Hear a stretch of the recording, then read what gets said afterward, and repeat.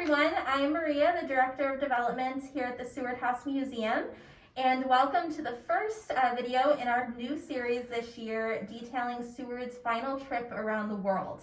2021 marks the 150th anniversary of that trip that Seward took in 1871, and all year we're going to be highlighting the places he visited each month, all with the help of this book, Seward's Travels Around the World, that he completed once he returned to Auburn at the end of the trip.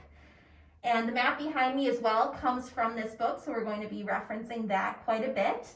Before we get into Seward's journey through the month of January, we're going to back up a little bit in time and start in August 1870 when Seward departed Auburn and traveled to San Francisco.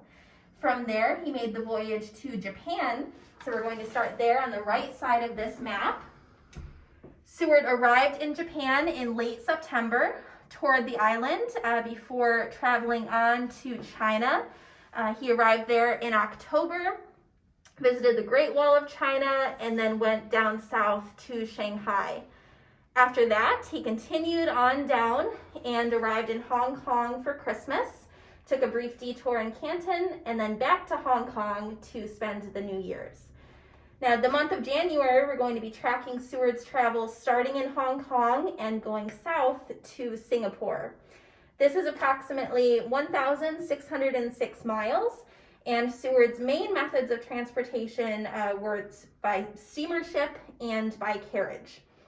When Seward was in China, he referenced the country, saying, "Though China would not willingly leave all the world alone, other nations cannot afford to leave her alone. Great Britain must send her cotton fabrics and iron manufactures. The United States must send her steam engines and agricultural implements.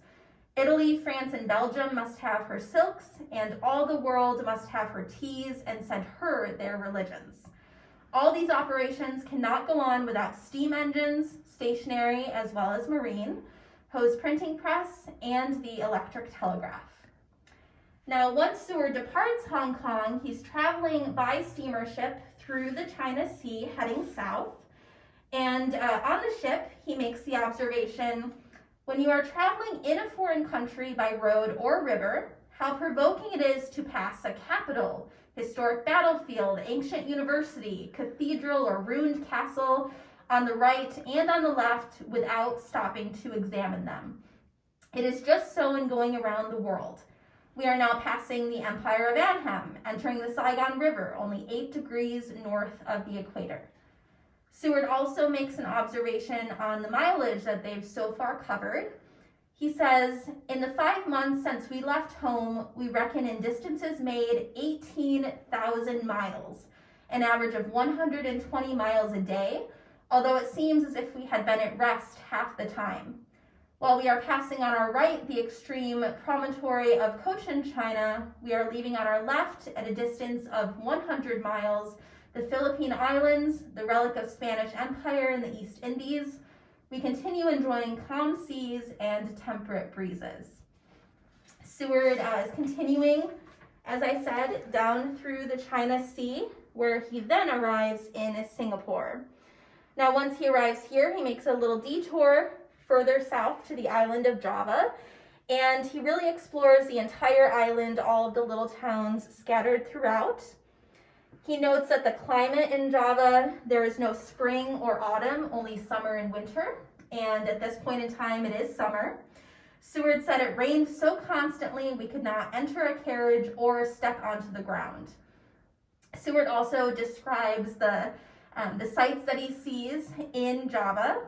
He said, "We read and hear tell of elephants that break down telegraph poles and rubbing their hard hides, of tigers, lions, and leopards always prowling through the jungle, of shiny serpents and coils like cables, of monkeys playing their antics in palm tree groves, of parrots, parakeets, peacocks, and birds of paradise that excel the floral vegetation in brilliancy of colors.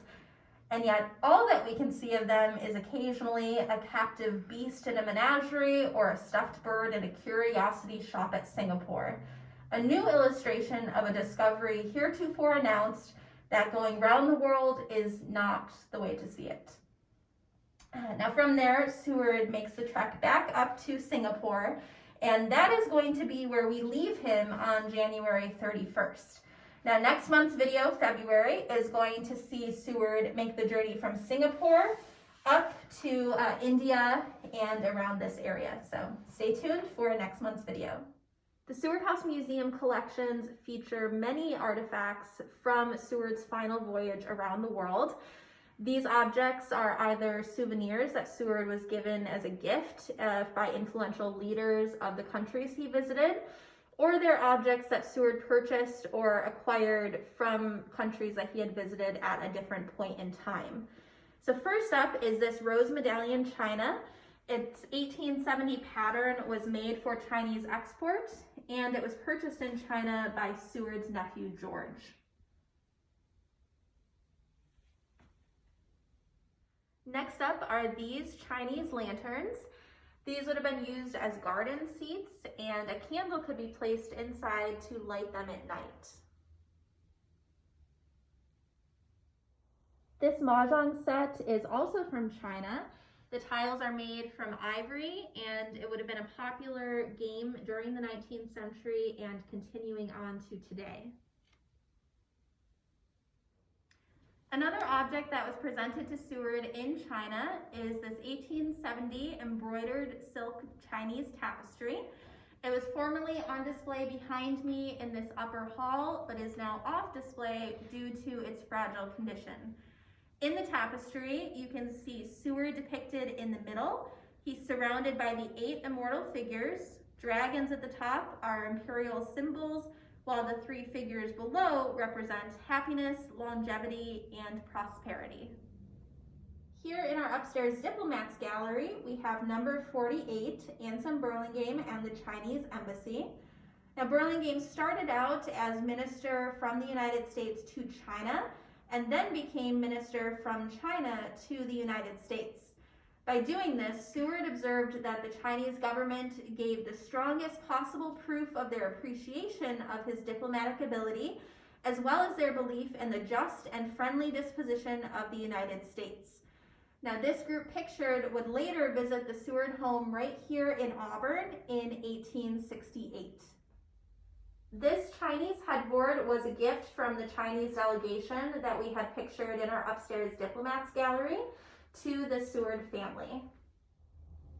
Finally, we have this Chinese carved soapstone pagoda with balconies and bells. The stone is inscribed with designs, and Seward was given this on his 1871 trip to Peking. Thanks again for tuning in to our recap of Seward's January travels. Stay tuned. Next month, we're going to track him through the month of February.